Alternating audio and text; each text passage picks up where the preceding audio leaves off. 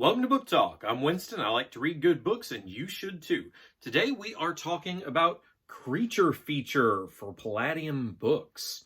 This is a source book for Beyond the Supernatural. It is chock full of all kinds of creepy, crawly, body horror goodness and all the eldritch things that go with it. So if you've not played Beyond the Supernatural, it is a modern horror role-playing game where you go out, find the things that go bump in the night, and bump back. At least that's the way we've always played it.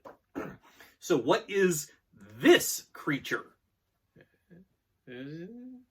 Okay, so this is primarily a book of monsters. There are at least a dozen nice creepy monsters in here with the usual fantastic atmospheric Palladium artwork that I love so much.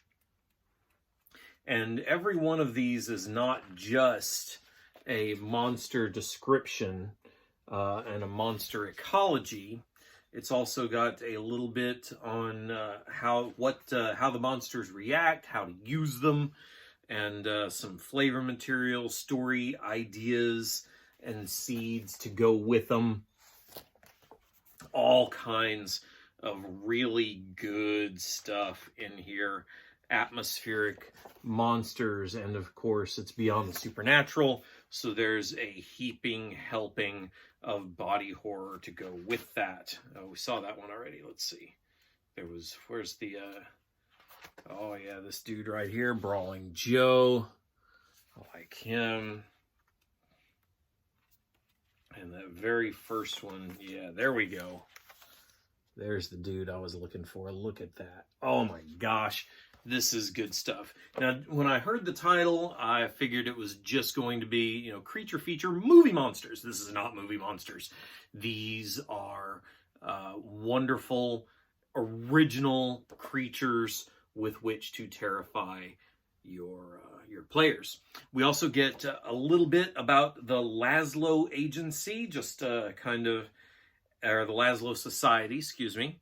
Just about a page worth of stuff, some seeds for you to make it your own, and a couple of NPCs, Colton Cole and Janice Freeman, to give your player characters somebody to talk to and somebody to dispense information, which is really what I have found to be the best use for NPCs in this game. Because let's face it, the story is not, the game is not about the NPCs. The game is about the players, and the players want to get the information they need, go out, solve the mystery, find what's going on, and shoot it. That's the game. It's a formula that has served me well in this game for many years, and one I see no need to alter.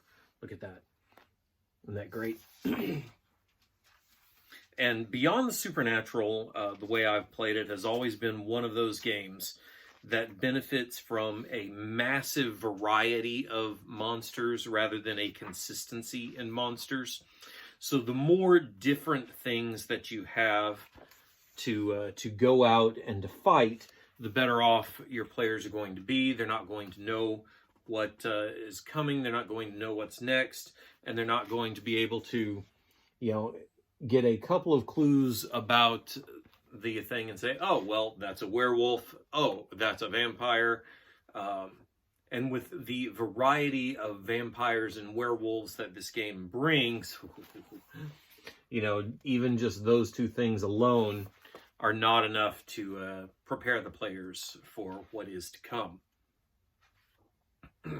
So this is one of those that I have always benefited from having a large variety, because it gives you more things for the players to wander about, new and different creatures for them to fight, new and different mysteries for them to solve. Because rather than just being a monster stomping game where you go out and just beat up the bad guys, Beyond the Supernatural really is about finding the unusual, finding the horrible, and dragging it screaming into the light of day. This isn't about gothic horror. This isn't about personal angst and horror. This isn't about anything other than stepping up, solve the mystery, be the heroes, and beat up the monsters. This is my kind of monster game. Look at that guy. Man, I love the artwork in the Palladium books. I always have. So all of these bunches of different monsters, a couple of NPCs, a little bit about a Laszlo society to get you started as a something for the base of operations. And then the back half of the book is tips and tricks on what to do in your horror game so that your players are enjoying what's going on. Some rules clarifications if you need guidance on how to deal with supernatural strength and melee weapons, some tips on how to run it from the game master's perspective, some tips on how to play the monsters and amp up the individual horror, how to build a better creature, more different creatures with more variety, how to conceal the mystery of the supernatural evil that is at the heart of everything that goes on in Beyond the Supernatural, because really that's what it's all about, is meta setting wise. There are these great supernatural evils beyond the bounds of reality, and they are trying to get in, whether that's the vampire that is creating supernatural minions, or the great old ones from the Palladium world who, are inching in bit by bit, and these things that are coming into the light are flakes of their being. Just all kinds of things that you can go with that. So we've got some GM tips in here, things like creating suspense and horror, when to use rewards and humor. There's an adventure to get us started on this. This is a wonderful atmospheric book. And yep, there's every single one of my characters right there. Machete in one hand, pistol in the other, and with a torch for backup, because inevitably one of those things is not going to work. Look at that dude right there. Man, I love the art in these books. This is so good.